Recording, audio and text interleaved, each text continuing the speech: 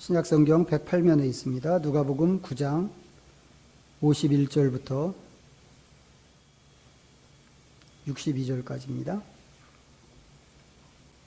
찾으셨으면 주신 말씀을 함께 읽도록 하겠습니다. 9장 52절부터. 예수께서 승천하실 기약이 차감해 예루살렘을 향하여 올라가기로 굳게 결심하시고 사자들을 앞서 보내심에 그들이 가서 예수를 위하여 준비하려고 사마리아인의 한 마을에 들어갔더니 예수께서 예루살렘을 향하여 가시기 때문에 그들이 받아들이지 아니하는지라. 제자 야고보와 요한이 이를 보고 이르되 주여, 우리가 불을 명하여 하늘로부터 내려 저들을 멸하라 하기를 원하시나이까.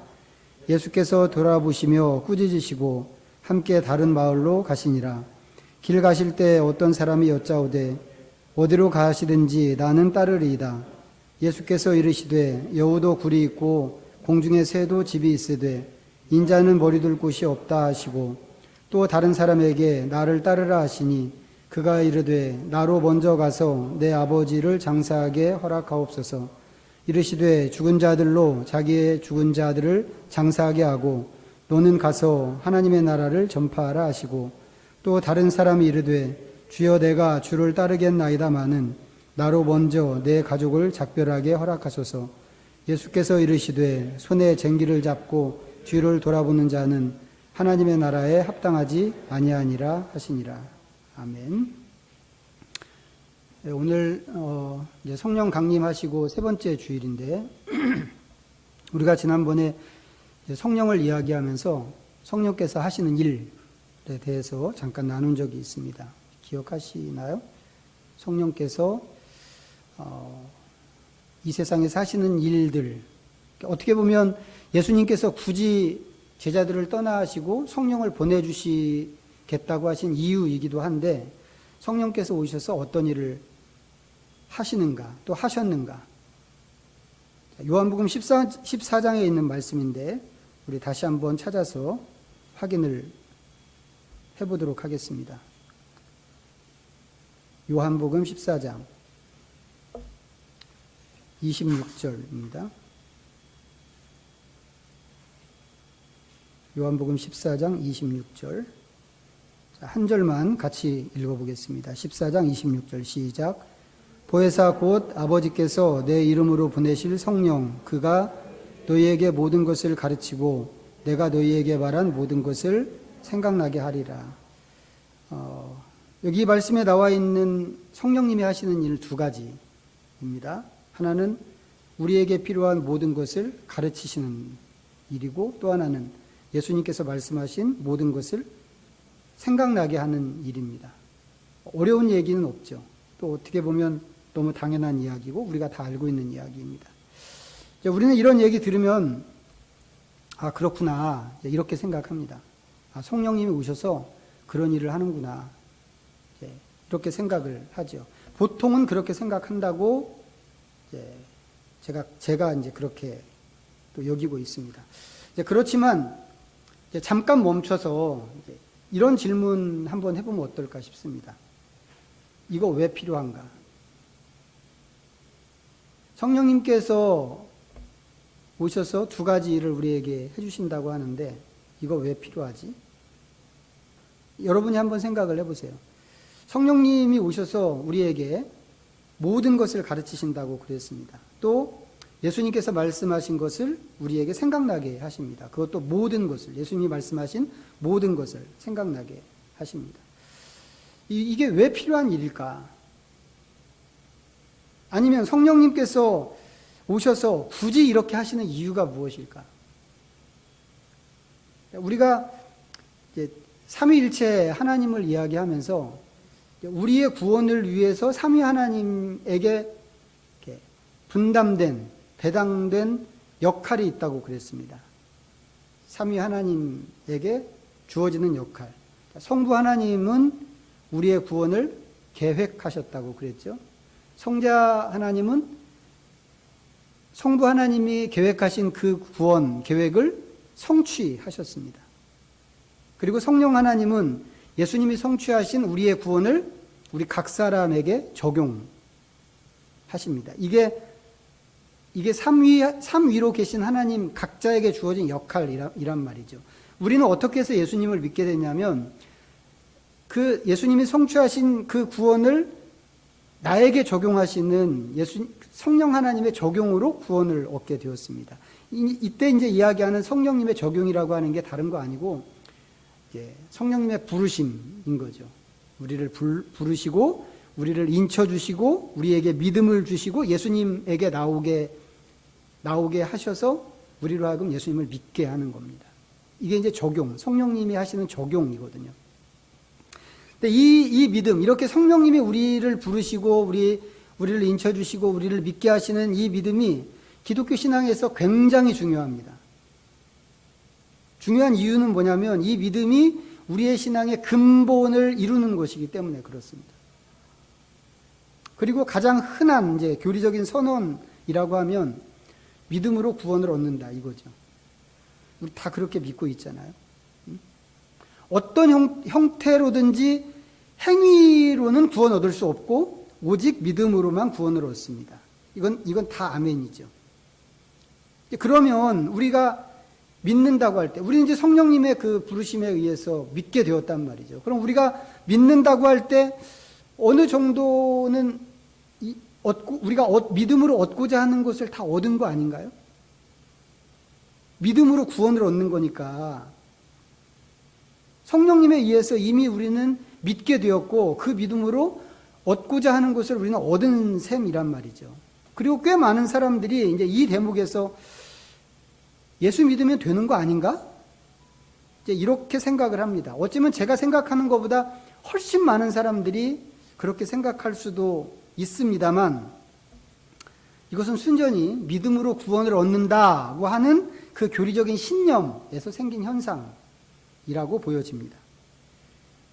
어떤 건가 하면 믿음으로 구원 얻는다. 이건 이제 교리적인 선언인데 이 믿음으로 구원 얻는다가 믿기만 하면 구원 얻는다로 다가오게 되고 우리에게 믿기만 하면 구원 얻는다는 다시 또 살짝 바뀌어서 믿기만 하면 땡이다. 믿기만 하면 더 이상은 할 게 없다가 되는 것입니다. 그 과정에서 성령님이 하시는 일은 하나님이 택하신 사람들을 부르시고 믿음을 주시는 거란 말이죠. 근데 이 대목에서 질문이 생기는 겁니다. 우리의 구원 문제에서 성령님이 그렇게 하시면 우리를 부르시고 우리에게 믿음을 주시고 우리로 하여금 믿게 하셨다면 그러면 다 하신 거 아닌가? 성령님이 하실 일을 다 하신 거 아닌가? 하는 거죠. 따라오고 계시나요? 그런데 예수님 이후에 성령님이 오셔서 굳이 우리를 가르치시고 또 예수님의 말씀을 굳이 생각나게 하시는 것입니다. 이렇게 하시는 거 뭐 하자는 거예요? 뭐 하시는 건가요?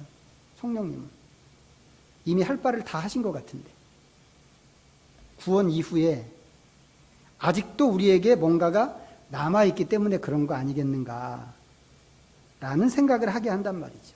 아직도 우리가 뭔가를 배워야 하고 최소한 예수님의 말씀을 잊어먹지 말고 기억해야 하는 뭔가가 있다고 하는 것입니다. 그게 뭘까요? 그것. 우리에게 아직 남아있는 그것. 저는 이 문제가 이제 우리가 학교 다닐 때 국어를 배우는 것하고 좀 비슷하지 않나 라고 생각을 합니다. 초등학교 1학년으로 이제 학교에 처음 입학을 해서 들어가면 이제 국어 시간이 이제 딱 있죠. 국어, 뭐 지금은 국어라고 안 하나요? 이제 옛날식으로 하면 이제 국어, 산수, 자연 뭐 이제 이렇게 과목들이 있단 말이죠. 이제 국어 시간에는 이제 말을 가르쳐요. 말을 가르치고 글자를 가르칩니다. 물론 이제 지금은 거의 대부분이 한글을 띄고 이제 학교를 들어가겠습니다만, 제가 초등학교 들어갔을 때를 회상해 보면 좀 그랬습니다. 저도 한글을 띄고 간 축에 속하거든요. 근데 이제 학교에 가서 국어책이라고 이렇게 받아봤는데 글자는 하나도 안 나오고 그림만, 국어책의 절반이 그림만 있는 거예요. 그림만. 그때는 그 그림으로 뭘 하는 건지 제가 이해를 못했습니다. 이해를 못하고 그냥 왜 글자가 없고 이게 그림만 있지? 그림으로는 뭐 알 수 있는 게 없잖아요. 그래서 이 국어 시간이 엄청 재미없게 느껴졌는데 나중에 커서 생각하니까 그 그림을 가지고 아직 글자 모르는 애들한테 이야기를 하게끔 하는 거예요. 외나무 다리를 건너가는 양쪽에서 오는 염소 2마리를 외나무 다리에서 만나게 한 그 그림. 이걸 가지고 이거 뭐가 생각나? 한번 애들한테 이야기를 시키는 거죠. 그 그림을 가지고 이야기를 만들어서 해보게끔. 근데 그 분량이 국어책의 절반이었던 것 같아요. 지금 생각하니까 그랬습니다. 이제 그렇게 하고 책 중간쯤 가면 이제 그때부터 글자가 나옵니다. 나, 너. 이게 처음에 나왔던 글자였던 걸로 기억합니다. 나, 너, 아버지, 어머니, 뭐 이렇게. 글자를 이제 중간에서부터 한 반절쯤 학기 중간쯤부터 글자를 배우기 시작하는 거죠. 글자 공부라는 거는 읽기와 쓰기잖아요. 수업도 읽기와 쓰기로 진행되고 숙제도 읽기와 쓰기였습니다. 이제 그렇게 하면 애들이 이제 대체로 뭐 글자를 깨칩니다. 이제 저는 국어라고 하는 게 그렇게 글자를 가르쳐 주는 거라고 생각을 했습니다. 그런데 학년이 올라가도 국어가 계속 있는 거예요. 초등학교 졸업하고 중학교에 갔는데도 국어가 있고, 고등학교 가도 국어가 있고, 심지어는 대학교에 가도 국어가 있더라고요.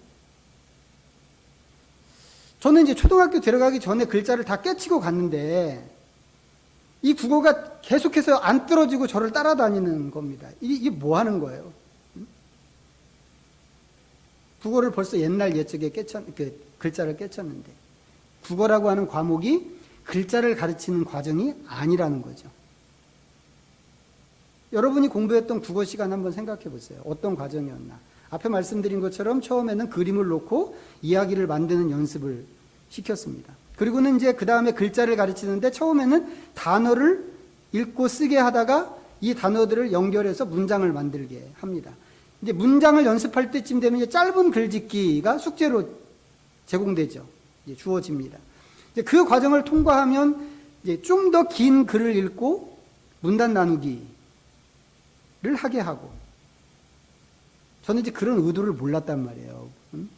이게 그런 과정을 성실하게 차근차근 밟아가면 이게 어디에 도달하게 되는가, 이 의도를 몰라서 저는 항상 숙제를 전과 보고 베껴서 냈죠. 그래서 훌륭한 사람이 못 됐습니다만, 이거 다 뭐 하는 건가요? 사고하는 연습을 시키는 거란 말이죠. 아주 바닥부터 사고하게끔.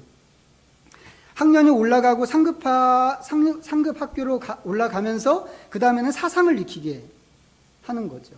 국어라고 하는 게 글자를 가르치는 과목이 아니고 글자를 통해서 사고하고 사상을 습득하게 하는 과목인 것입니다. 글자는 뭐예요? 이 모든 것을 이루기 위한 기초인 거죠. 기초 작업. 성령이 오셔서 하시는 일도 그런 거라고 생각하는 것입니다. 많은 사람이 예수 믿고 구원받으면 그걸로 끝! 이렇게 생각을 합니다. 특히 언제 구원받았는지 그거 알아야 된다. 그 시기를, 날짜와 시간을 알아야 된다. 이거 주장하는 사람들 있지 않습니까? 구원의 확신이 있어야 된다고 강조하고, 그거 없으면 구원 못 받는 것이라고 하는 사람들. 이 사람들은 마치 그렇게 예수 믿고 구원 얻는 것, 그것이 목표인 것처럼 이야기하는데 사실 그것은 목표가 아니고 시작인 것이다. 시작일 뿐이다. 라고 하는 겁니다. 그건 마치 더 높은, 더 수준 높은 국어를 공부하기 위해서 글자를 깨치는 것과 같은 것이란 말이죠. 뭐가요? 뭐가 글자를 깨치는 것과 같은 것이라고요? 예수 믿는 것이. 우리가 예수님을 믿는 것이 그런 것이다. 이겁니다. 우리가 완전히 전혀 낯선 언어를 배운다고 한번 상상을 해보시죠. 물론 언어 자체도 처음이지만 이 언어를 표현하는 문자도 낯선 문자라고 한다면, 예를 들어서 뭐 러시아 글자 아니면 뭐 아랍어, 이거 완전히 낯설잖아요. 뭐 일본어 같은 것도 가깝게는 마찬가지지만, 구소련에 속해 있던 나라들은 우즈벡만 빼고 이제 다 러시아 말, 대부분이 러시아 문자를 그냥 지금도 사용하고 있습니다. 키릴 문자라고 하는데, 처음에 볼 때는 이게 무슨 글자인가 이제 싶은 게 있습니다. 그런데 발음 체계를 배우고 나면 그 다음에는 신이 납니다. 왜? 그 다음에 읽어지거든요. 그래 길거리에 있는 온갖 광고판, 전단지를 다 보면서 읽는 재미에 빠집니다. 우리 아이들도 그러죠. 한글을 처음에 배우면 아이들이 너무 신기해가지고 막 지나다니면서 온갖 광고판을 다 읽고 그 재미에 빠지는 것과 비슷합니다. 그런데 그게 재밌다고 해서 허구날 간판만 읽고 다니면 안 되는 거잖아요. 말을 배운다고 하는 것은 그 이상 더 높은 수준으로 가야 하는 것이다고 하는 겁니다. 예수님 믿는 것도 그런 거라는 것이죠. 우리는 예수님 믿고 구원을 얻습니다. 너무 분명한 얘기입니다. 예수 믿고 구원 얻는다. 이것은 뭐 어디에서든지 양보할 수 없는 분명한 명제이란 말이죠. 하지만 거기가 끝이 아니고 거기는 시작이고 거기서 더 나가야 하는 자리가 있다고 하는 것이죠. 그런데 그렇게 안 하고 맨날 앉아서 예수 믿고 구원받았어, 나는 예수님 믿고 구원받았어 라고 노래만 하고 있다면 이것은 언어를 배운다고 시작했다가 글자 깨치고는 광고판만 읽고 다니는 그런 것과 똑같은 짓이다고 하는 겁니다. 성령이 오셔서 우리를 가르치시고 예수님의 말씀을 생각나게 하신다고 하는 것은 그 다음으로 예수 믿고 구원 얻었어 라고 하는 그 단계 다음으로 우리를 끌어올리는 일이란 말이죠. 어떤 거요? 예수님의 가르침, 예수님의 정신, 그분의 사상, 그분의 인품 이런 것들을 잊지 않고 습득하게 하는 것이란 말이죠. 이건 예수님이 계실 때도 예수님께서 동일하게 바라시던 일이었습니다. 한번 찾아보죠. 마가복음 3장입니다.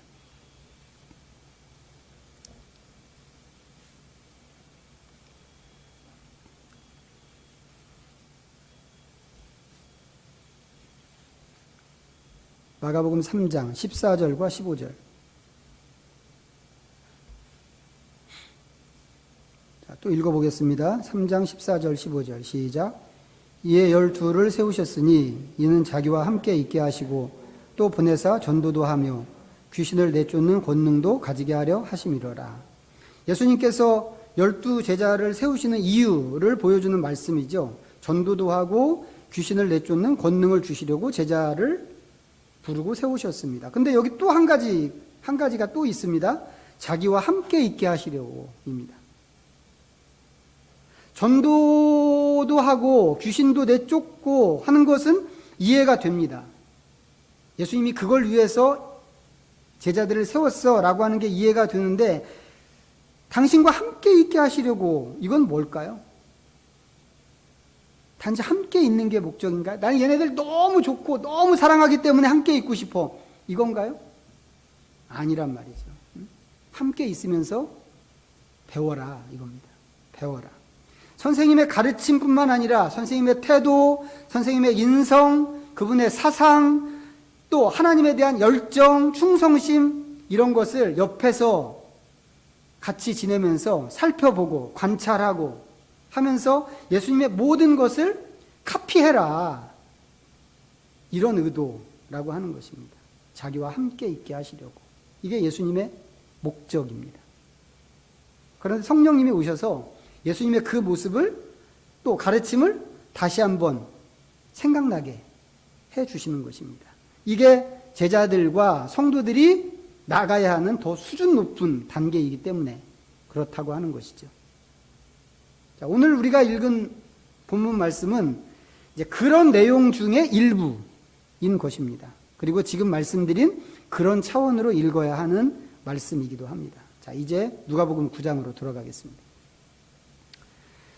자, 예수님께서 예루살렘으로 가기로 마음에 정하시고 여행을 시작하셨습니다. 어디쯤인지는 밝혀지지 않았는데 사마리아인들이 사는 어떤 마을에 들어가셔야 했습니다. 유대인과 사마리아 사람들이 서로 감정이 안 좋다고 하는 말씀은 이제 지난번에 말씀드린 적이 있죠. 옛날에 아수르 제국이 한참 잘 나갈 때 이스라엘을 무너뜨렸는데 이스라엘을 무너뜨리고는 바깥에서 이민족을 거기다가 데리고 와서 이제 이주시켜서 정착시켰습니다. 이제 그때 이스라엘 사람들이 이주에 들어온 이민족과 이제 뭐 피가 섞이고 이렇게 하면서 혈통적인 순수성을 잃어버렸습니다. 그렇게 해서 나온 사람들이 사마리아 사람인데, 유대인들은 이 사마리아 사람들이 혈통적으로 순수하지 않다고 해서 이방인 취급을 해버렸습니다. 당연히 사마리아 사람들 쪽도 유대인들에 대해서 감정이 안 좋아질 수밖에 없죠. 이제 서로에 대한 이런 반감이 이미 수백 년 동안 내려오고 있는 것입니다. 물론 예수님께서는 사마리아, 지금 보고 있는 이 사마리아인이든지 아니면 더 멀리 있는 이방인들, 이 갈릴리 바다 저쪽 건너가면 완전히 이방지대거든요. 데가볼리라고 하는 그 지역은. 거기 있는 이방인이든지 예수님은 차별하지 않는 분이십니다. 예수님은 사역을 하시면서 바리새인들하고 아주 치열하게 싸우셨잖아요.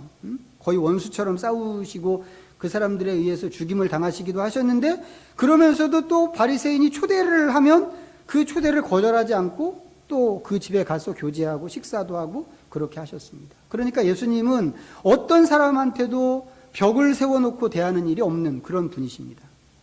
그런 예수님이 지금 예루살렘을 향해서 여행 중이십니다. 근데 이게 혼자 가는 여행이 아니고 다른 제자들을 쭉 데리고 가는, 함께 가는 여행이란 말이죠. 12제자만 생각하더라도 조그만 여행단이라고 할 만한 규모입니다. 그래서 본진이 마을에 들어가기 전에 몇몇 사람들을 사자로 먼저 가서 준비하게끔 그렇게 하셨습니다. 이 준비가 어떤 준비였을까? 그 마을 촌장을 만나서 우리가 이 마을을 통과해야 되겠으니까 마을을 좀 지나가게 해주세요. 이런 것은 아니었을 거라고 생각합니다. 오히려 그것보다는 숫자가 많으니까 숙소를 준비하라고, 숙소를 구하는 일을 위해서 준비하라고 좀 보낸 일이 아닐까 싶은 생각이 더 드는데, 마을 사람들이 예수님의 일행을 받아들이지 않았습니다. 받아들이지 않은 이유는 예수님 일행이 예루살렘을 향해서 가는 사람들이기 때문에 그렇습니다. 우리나라 사람들도 여전히, 지금도 여전히 이런 갈등이 있죠. 영남과 호남 갈등이 있습니다. 여러분들이 보시는지 모르겠는데 이 갈등, 그 인터넷에 이 양 진영에 있는 사람들이 글 쓰는 것을 보면 살벌하다 싶을 정도로 아주 과격한 표현들을 씁니다. 인정사정 없습니다. 근데 우리가 다 인정하는 바지만 사람이 사는 것은 어느 지역이든지 다 비슷한데 좋은 사람도 있고 나쁜 사람도 있는 거잖아요. 어떤 지역이든지. 영남과 호남도 마찬가지일 것이고 또 다른 지역도 마찬가지일 것입니다. 전라도 놈들은 다 사기꾼이야. 이런 얘기가 되지 않는단 말이죠. 그 동네 사람이 전부가 좋은 사람이거나 전부가 나쁜 사람이거나 이런 경우는 절대로 없습니다. 나라도 마찬가지죠. 나라도.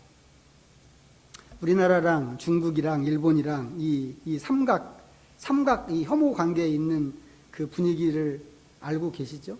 근데 어떤 나라든지 좋은 사람도 있고 또 나쁜 사람도 있습니다. 쟤네들은 뭐 일본이니까는 몽땅 나빠, 이렇게 될 수 없는 거란 말이죠. 근데 우리 주변에 있는 나라들이 막 서로를 혐오하거나 아니면 또 국내에서 이런 지역 갈등들을 표현하는 것을 보면 전혀 그런 거 생각하지 않는 것처럼 보인단 말이죠.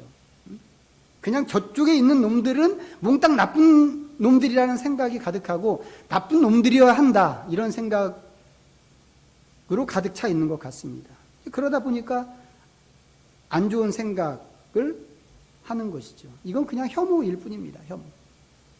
우리처럼 조그만 나라에서, 그것도 지금은 뭐 인권과 민주주의 뭐 이런 얘기를 하면서 사는 시대인데, 이런 시대에 그런 혐오가 조장되고 통한다고 하는 게 너무 신기할 정도죠. 그런데 그런 일이 실제로 우리에게 있었고 지금도 있습니다. 그렇다면 2000년 전에는 어땠을까 하는 겁니다.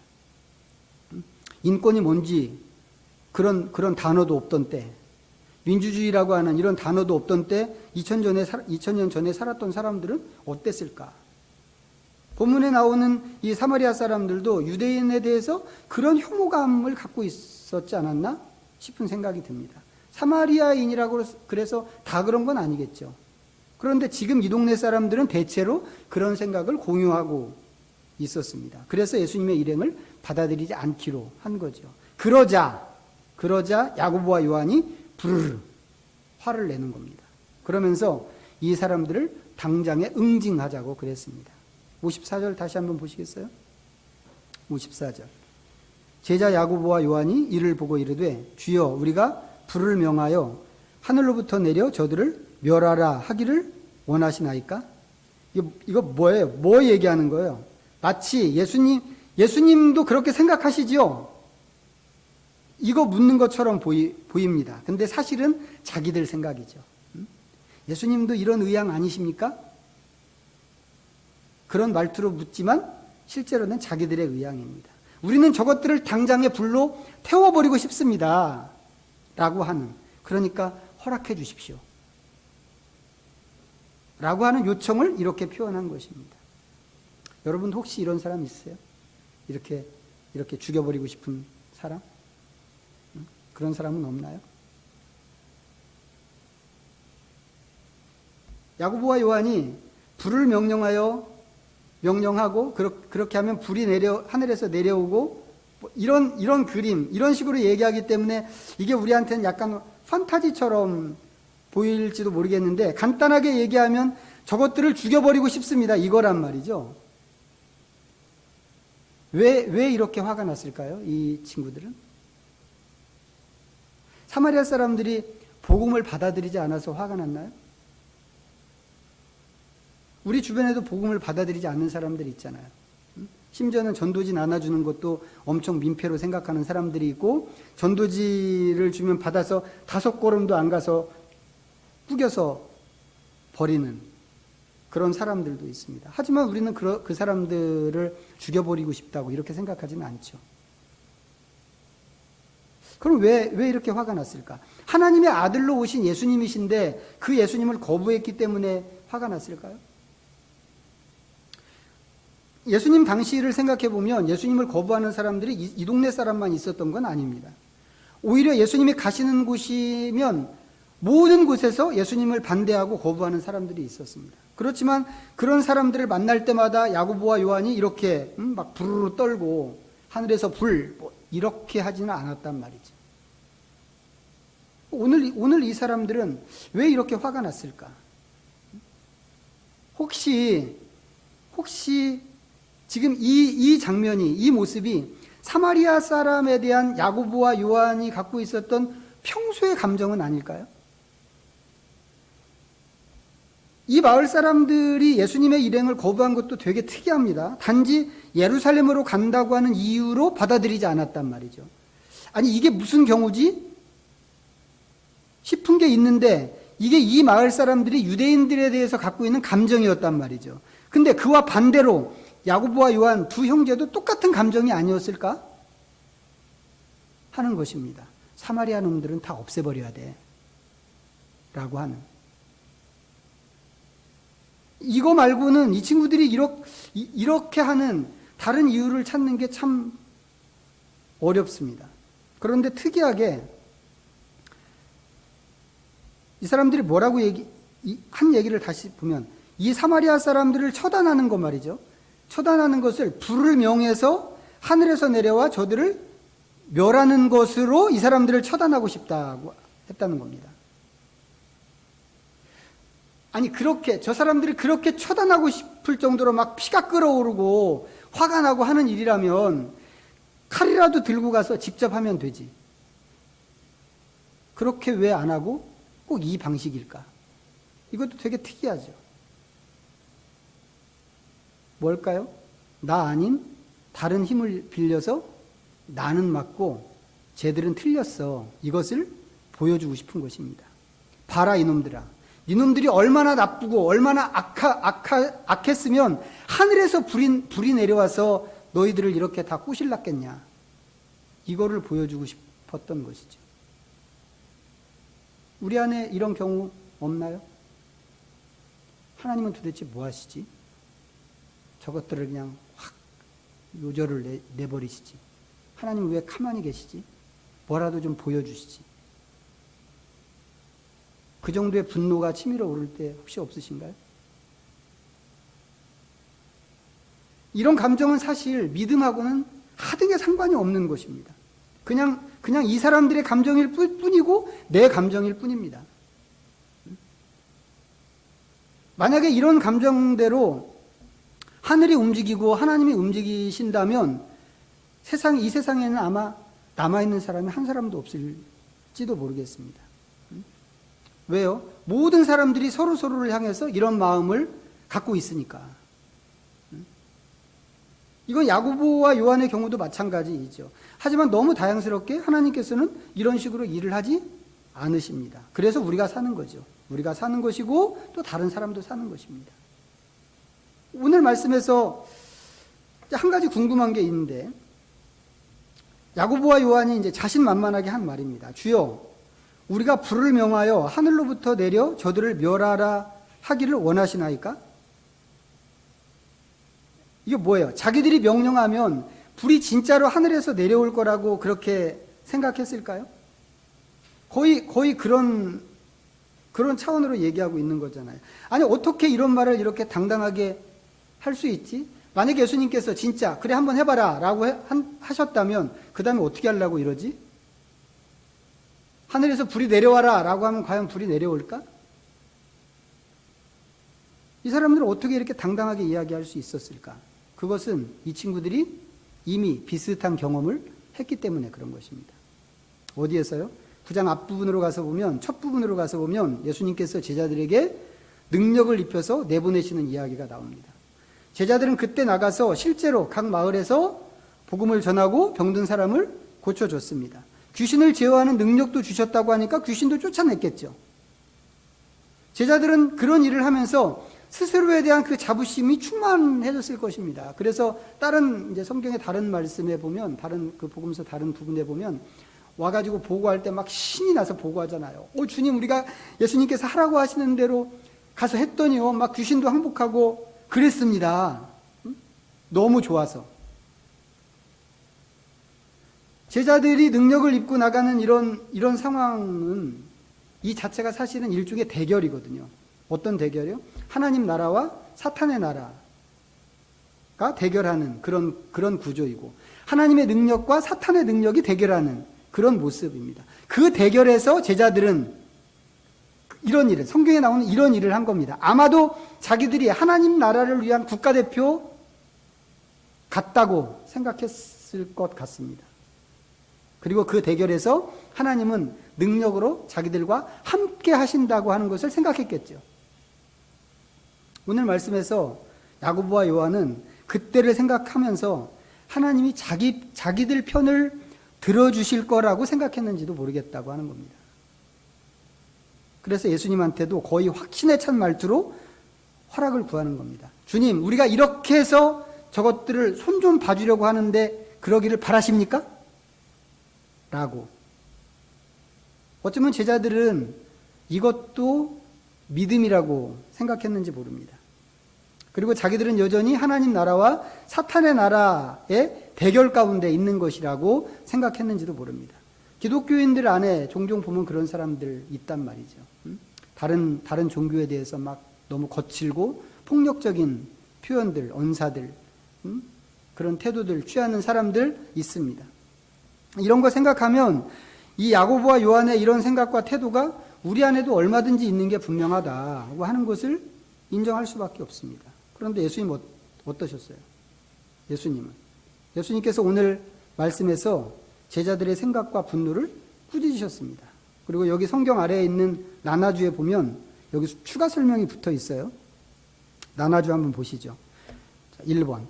어떤 고대 사본에는 55절 끝에 다음 말이 있습니다. 이르시되 너희는 무슨 정신으로 말하는지 모르는구나. 인자는 사람의 생명을 멸망시키러 온 것이 아니요 구원하러 왔노라 하시고.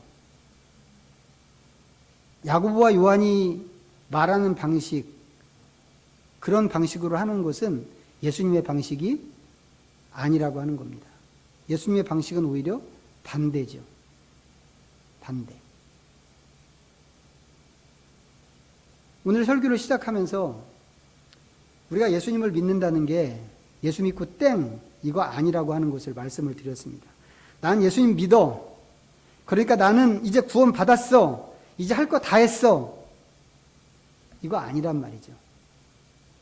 그렇게 구원받았으면 그 다음에는 더 높은 단계로 나아가야 하는 것이 있습니다. 그것이 무언가? 예수님의 가르침과 사상을 배우고 그것을 몸으로 살아내는 것입니다. 근데 이거 저절로 하는 게 아니란 말이에요. 우리의 정신을 개조하지 않으면 할 수 없는 일입니다. 이건 마치 그래서 글자를 배우는 것과 똑같은 것이라고 그랬습니다.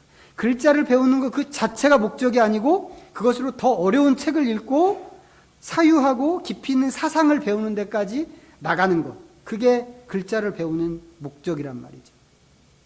예수님 믿는 것도 그런 건데 성령님이 오셔서 그런 일을 하시고 하나님의 사람으로서 우리의 자세를 교정하도록 방향을 제시하시고 예수님과 관련된 말씀과 예수님이 보여주신 일들을 상기시켜 주시는 것입니다.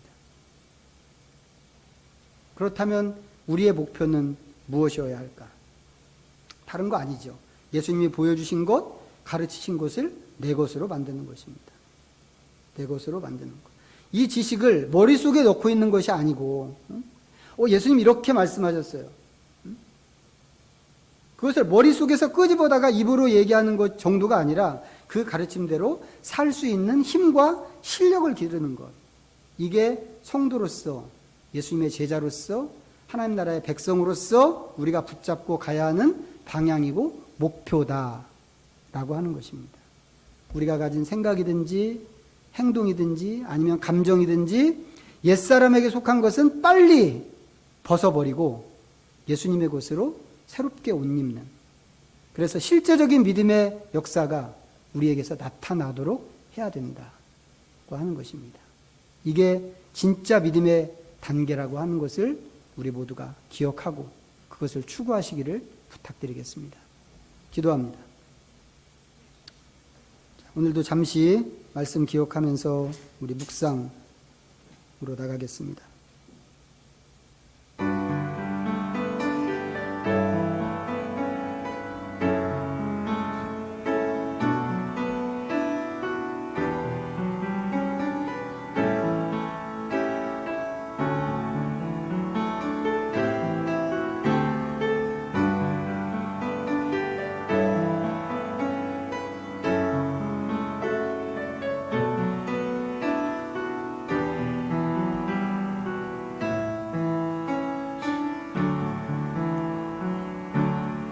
하나님, 우리를 새롭게 해 주시옵소서. 예수님의 가르침으로 우리의 정신을 개조하시고 예수님께서 보여주신 것을 우리의 것으로 옷 입게 하시옵소서. 우리의 생각과 감정까지 바꾸셔서 과거 옛사람에게 속하였던 것을 벗어던지고 바른 것으로만 우리의 성도됨과 믿음을 드러내게 하시옵소서. 단지 구원받은 것에 만족하지 말게 하시고 아들의 거룩한 형상으로 다듬어지기까지 성령님의 일하심에 우리 자신을 맡기게 하시옵소서. 예수님의 이름으로 기도하옵나이다. 아멘.